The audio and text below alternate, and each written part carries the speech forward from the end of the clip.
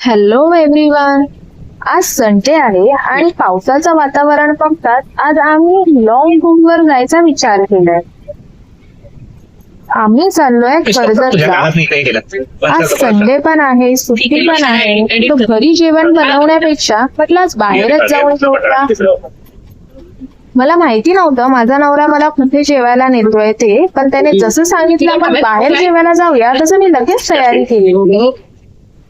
जसं पनवेलच्या पुढे आलो ना तसं तो व्ह्यू बघा किती भारी आहे आणि पाऊस पण येऊन जाऊन होता, त्याच्यामुळे क्लायमेट पण एकदम छान होतं. नवी मुंबई मधून कर्जतला जाताना चौक वरून जसं डावीकडे वळतो तेव्हा रस्त्याच्या डाव्या बाजूला एक रूट आर्ट कॅफे म्हणून आहे. सो हा आहे रूट आर्ट कॅफे. हा बाहेरूनच एवढा सुंदर दिसत होता ना, त्याचं बाहेरून एवढं सुंदर होतं ना की त्याला कधी आतमध्ये जाते असं झालं होतं. मला लांबून तर आधी काही समजलं नव्हतं, पण जेव्हा जवळ येऊन बघितलं ना तेव्हा इथे विंडोला पण कलरफुल बांगड्या लावलेल्या होत्या, दिसायला पण एकदम छान वाटत होत्या. इकडचा वेटिंग एरिया पण बघा, तिकडे बसायला पण जागा आहे आपल्याला आणि महाराजांची मूर्ती पण ठेवली आहे. इकडच्या भिंतींवर दरवाजांवर काही ना काही असं शब्द किंवा वाक्य लिहिले आहेत, काहीतरी मिनिंग आहे त्यांचं. आपण जर कार घेऊन आलो ना तर इथे पार्किंग साठी पण खूप जागा आहे आणि हे होमस्टे पण आहे. सो आपल्याला राहायचं असेल तर आपण इथे राहू शकतो.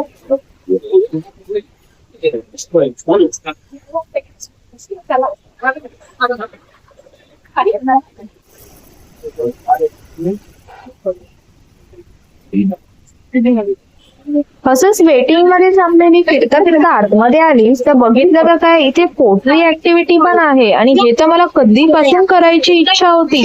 म्हटलं आधी जेवून घेऊया आणि त्याच्यानंतर हे सगळं करूया. या कॅफे मध्ये प्रत्येक गोष्ट ही अँटिक आणि युनिक एवढी सिंपल गोष्टी होत्या आणि त्या अशा प्रकारे डिझाईन केल्या होत्या, त्या बघून खूपच छान वाटत होत्या.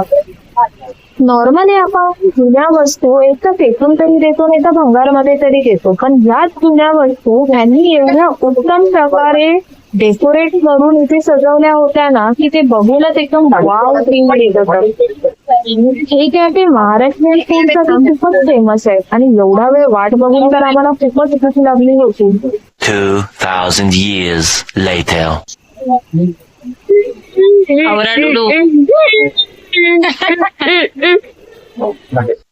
सो फायनली आमचं जेवण आलंय आणि जेवणामध्ये आकाशने तर मटन सुक्का ऑर्डर केलं होतं आणि मी ते संकष्टी होती म्हणून व्हेज ऑर्डर केलं होतं. जेवण एवढं टेस्टी होतं ना, चुलीवरचं जेवण आणि त्याला पण जो स्मोकी फ्लेवर येतो ना तो पण येत होता. आम्हाला भूकच लागली होती की आधी आम्ही पटापट जेवण घेतलं. जेवण तर झालंय तर आता हे पोटरी क्राफ्ट करण्यासाठी लाईन लावली होती. फायनली माझा नंबर आलाय आणि इथे नंबर साठी एक आपल्याला कॅरमची सोंगटी असते ती दिली होती. मी हे करायला तर बसली पण ह्यांच्याकडे बघून मला वाटत होतं हे मला करायला देत आहेत की स्वतःच सगळं काही करणार आहेत. पण ह्यांनी खूप चांगल्या प्रकारे शिकवलं, एक्सप्लेन केलं कसं करायचं काय. मोठा आहे त्याच्यामध्ये जरा सांभाळून करावं लागेल. हे असं पकडायचं हा हात असा लावायचा आणि मागीला पेट करून असं वरती घेतायचं.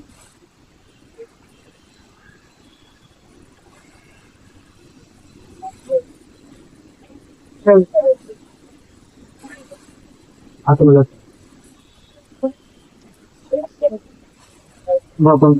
हात करत काहीच नाही पकडायचं, माती काहीच नाही पकडायची. असं असं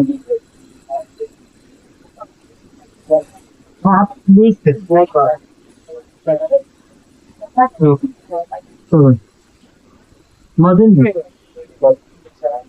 वरती आहे त्याच्या जागेवर नाही सांभाळ.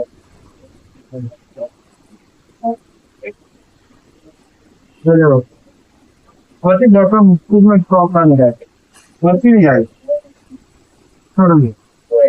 हे असं दाबलं ना ते खाली बसेल. हे असं म्हणून खाली काही करायचं नाही, खाली आता ते दरवाजा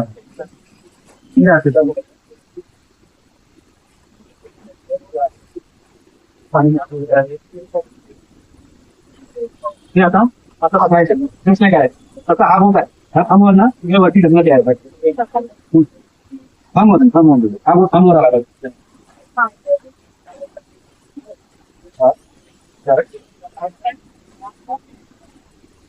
ते एवढ्या चांगल्या प्रकारे शिकवत होते ना, पण मला एवढी भीती वाटत होती हे करायला, कारण की माझी नखं मोठी होती आणि माझ्या नखांमुळे हे एवढं चांगलं बनलं आहे ते खराब नको होऊ दे ह्याची मला जास्त भीती वाटत होते.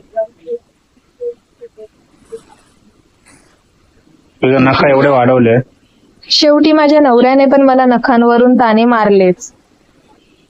Many months later. फायनली माझा हा छोटासा फ्लावर पॉट रेडी झाला आहे. हा एवढा नाजूक होता की ह्याला आता घरी सांभाळून कसं न्यायचं त्याचे मला टेन्शन होतं.